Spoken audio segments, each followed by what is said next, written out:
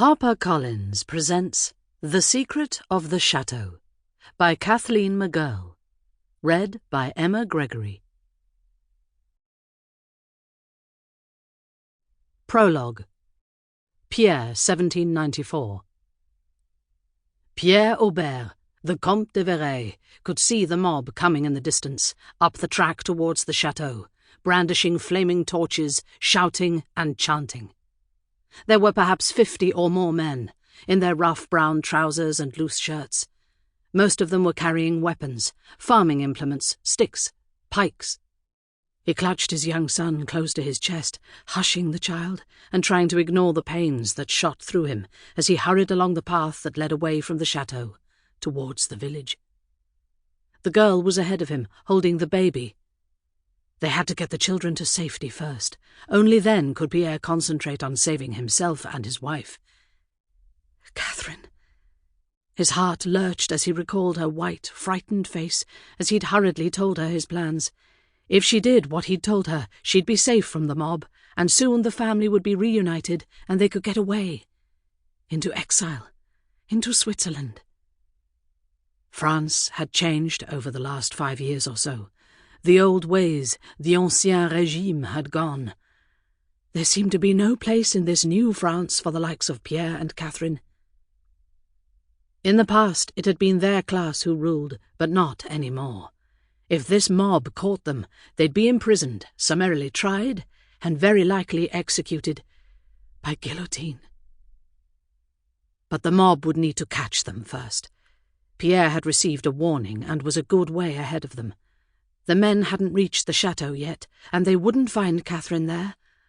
She was safe for now, and he'd return to her later. It would all work out. It had to. It was their only chance. Chapter 1. Lou, present day. It all began one drunken evening at Manda and Steve's. We were all staying with them for the weekend, as we often did.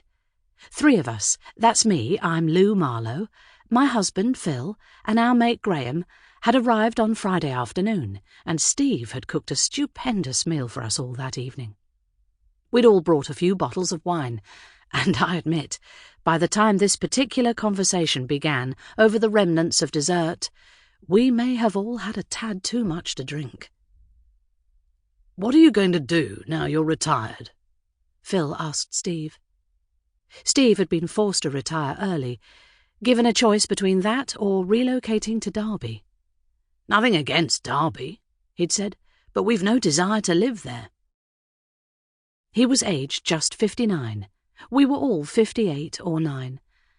We'd met 40 years ago, during Freshers' Week at Sussex University, and had been firm friends through rough and smooth ever since. Steve shrugged. "Don't know. I didn't want to stop work. Not quite ready to devote myself to the garden yet."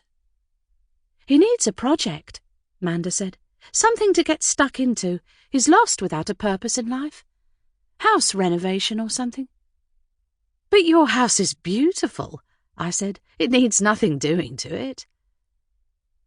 We were sitting in their dining room, which overlooked the garden. They'd bought the house over 20 years earlier when their daughter Zoe was a baby.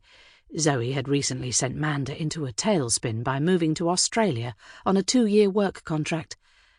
They'd done up their house over the years, turning it from a tired old mess into a beautiful family home.